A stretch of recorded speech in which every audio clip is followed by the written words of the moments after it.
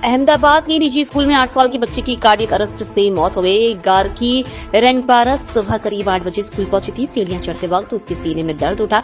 इसके बाद बच्ची लॉबी की बेंच पर बैठ गई और कुछ ही सेकंड्स में जमीन पर गिर गई। स्कूल स्टाफ ने बच्ची को हॉस्पिटल भेजा, जहां डॉक्टरों ने उसे मृत घोषित कर दिया।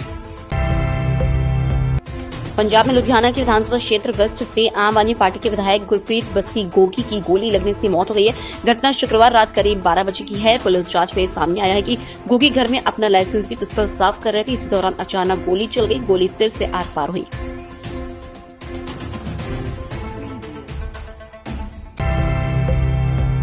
शिवसेना उद्धव गुट के सांसद संजय राउत ने इंडिया ब्लॉक को लेकर कांग्रेस से सवाल पूछे। उन्होंने कहा कि हमने लोकसभा चुनाव एक साथ लड़े और अच्छे नतीजे मिले। आगे की योजना के लिए कांग्रेस को इंडिया ब्लॉक की बैठक करनी चाहिए थी, लेकिन ऐसा नहीं हुआ। अगर गठबंधन टूटा तो कांग्रेस इसके लिए जिम्मेदार होगी।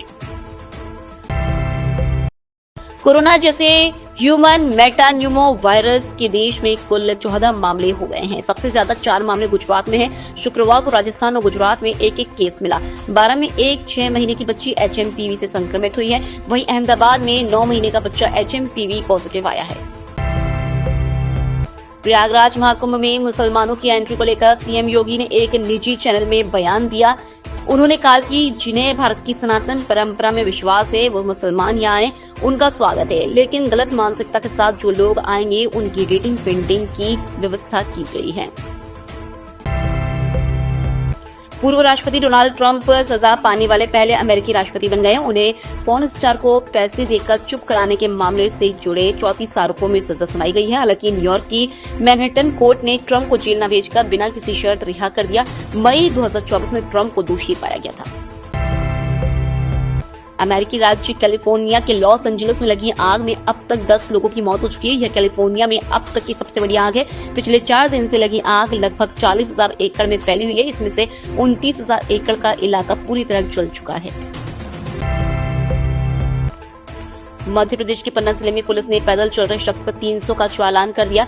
ये चालान हेलमेट न लगाने के कारण काटा गया है। पीड़ित का कहना है कि वह बच्ची के जन्मदिन के मौके पर केक लेने गया था। रास्ते में पुलिस वाले मिले और अपने साथ लेकर गए। पुलिस थाने में एक बाइक के सामने से खड़ा कर फोटो खींचा और चालान कर दिया। पुलिस अधीक्षक का कहना है कि मामले की जांच की जा रही है। महाराष्ट्र सरकार में कैबिनेट मंत्री नितेश राणे ने शुक्रवार को मुस्लिमों को लेकर विवादित बयान दिया। महाराष्ट्र के सांगली की सभा में उन्होंने कहा कि हम ईवीएम की वजह से चुनाव जीते हैं और इससे कभी इनकार नहीं किया। विपक्ष ईवीएम का मीनिंग नहीं समझा। इसका मतलब है एवरी वोट अगेंस्ट मुल्ला। राणे ने कहा, चुनाव जीतने के लिए हमें मुसलमानों की वोट की जरूरत नहीं है। मैं मुस्लिम समुदाय के पास वोट मांगने नहीं गया था। मैंने उनसे कहा कि तुम जो चाहो करो, लेकिन इस बार हिंदू जागरूक है और उन्होंने हमें जिताया है। विराट कोहली पत्नी अनुष्का शर्मा और दोनों बच्चों के साथ मथुरा के प्रेमानंद महाराज के आश्रम में पहुंचे। यहाँ करीब आधे घंटे तक आध्यात्मिक चर्चा की। अनुष्का ने प्रेमानंद महाराज से भक्ति के लिए आशीर्वाद मांगा। इससे पहले 4 जनवरी 2023 को दोनों प्रेमानंद महाराज से मिलने पहुंचे थे। बातचीत के दौरान विराट ने पूछा, असफलता से कैसे निकले? महाराज ने जवाब में कहा, अभ्यास जारी रखें, जीत निश्चित है। अपने अभ्यास को निरंतर और नियंत्रण में रखते हुए आगे बढ़े। जैसे मेरे लिए नाम जप एक साधना है, वैसे विराट के लिए क्रिकेट ही साधना है। बस बीच बीच में भगवान का नाम लेते रहें। यूपी के प्रयागराज में आयोजित हो रहे महाकुंभ में एप्पल के को फाउंडर रहे स्टीव जॉब्स की पत्नी भी शामिल होने जा रही हैं। वो प्रयागराज में रेती पर कल्पवास करेंगी और कथा में प्रथम यजमान भी बनेंगी। पूरे उत्तर भारत में सर्दी का कहर है। दिल्ली के साथ साथ पूरे उत्तर प्रदेश, पंजाब, राजस्थान और मध्य प्रदेश के कुछ हिस्सों में बहुत घना कोहरा छाया हुआ है। दिल्ली NCR की बात की जाए तो यहाँ आने वाले दिनों में बारिश होने की संभावना भी है। संगम नगरी प्रयागराज महाकुंभ 2025 के लिए सच कर तैयारी। बीते 2 दिन सीएम योगी आदित्यनाथ ने कुंभ की फाइनल तैयारियों का जायजा लिया। शुक्रवार को उन्होंने आकाशवाणी FM रेडियो चैनल और कला कुंभ का शुभारंभ किया। इसके बाद सीएम योगी सीधा दिल्ली पहुंचे। यहां उन्होंने प्रधानमंत्री नरेंद्र मोदी को महाकुंभ आने का निमंत्रण दिया।